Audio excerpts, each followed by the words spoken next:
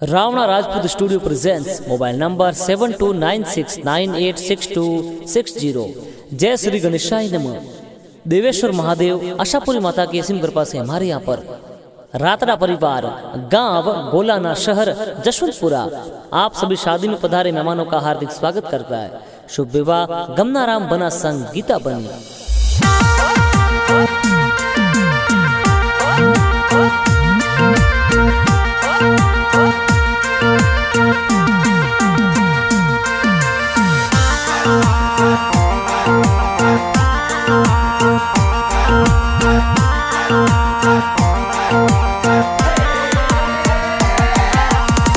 मोरा रे केसरिया बनाने युगे बतलाया, मोरा रे गमनाराम बनाने यूं के बतलाया। घूमतड़ी घोड़ी बनसा नाचे गाने रे, घूमतड़ी घोड़ी मत चढ़ जो बनसा नाचे गणेरी।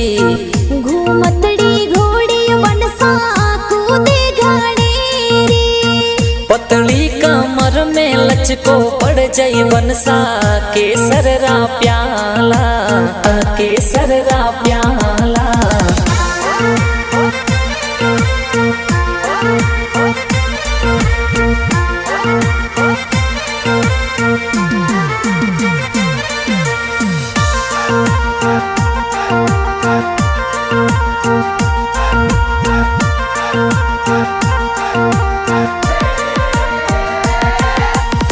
सुरतारा हम जी पापाजी जानो चढ़ावे, धरूपी देवी माता जी कही जे लाड लडावे।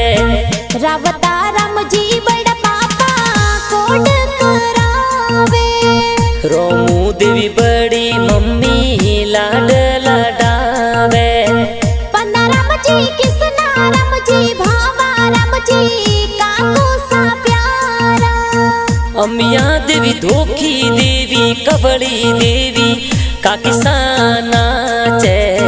मोरा केसरिया बनाने युगे बतलाया, मोरा रे गमनाराम बनाने यूं के बतलाया।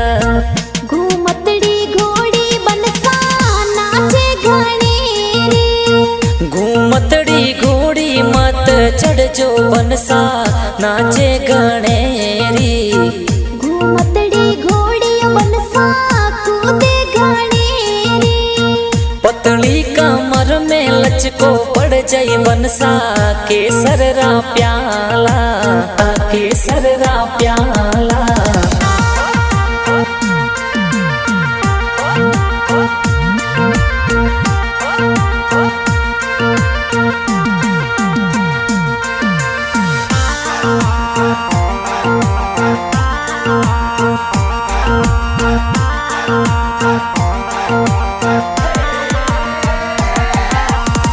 लखमा राम जी दादो सा कोड करावे, मालू देवी दादी सा कही जे लाड लडावे। सोपा राम नाथा राम भाई सा प्यारा, चमना राम जेता राम डीजे लगावे। दूधा राम लीला राम जी भाई सा थोरा डीजे लगावे, नरसा राम बदा राम और अंकित भाई सा डीजे पर नाचे। सतु देवी लक्ष्मी देवी भाभी सा कही जे, लक्ष्मी गौरी और गंगा गमती थोड़ा बहन जी। ममता सोवन अंजलि अर्चना बहनों, सगली बहनों तो देखो मेहंदी लगावे। राम जी पन्ना राम जी जी जो सा गाड़ियों सलावे, जी जो सारावता राम जी रत्ना राम जी सज धजने आवे, सज धजने आवे।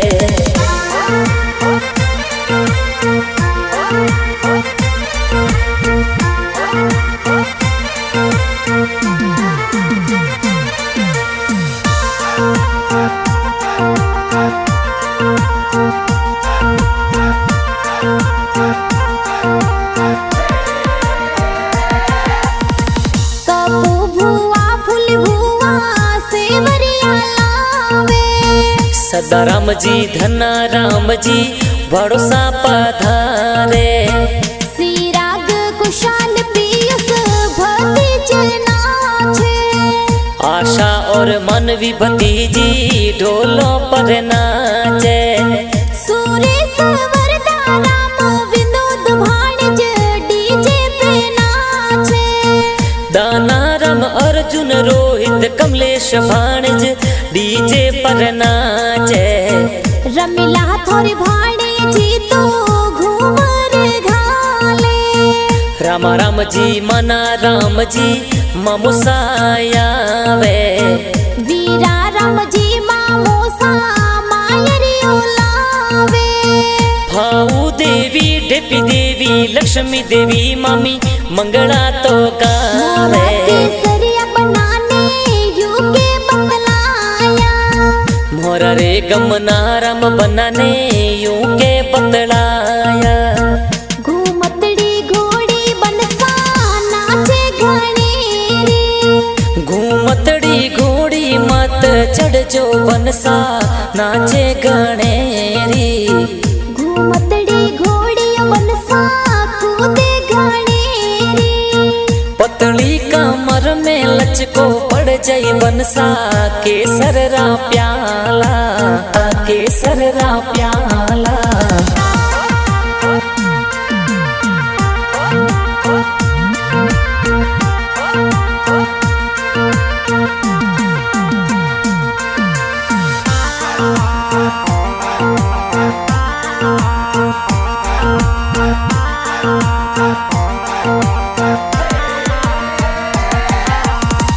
गमना राम जी परणी जड़ पादर जावे।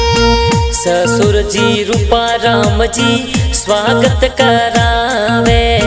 सूटी देवी सासू जी थाने वधावे।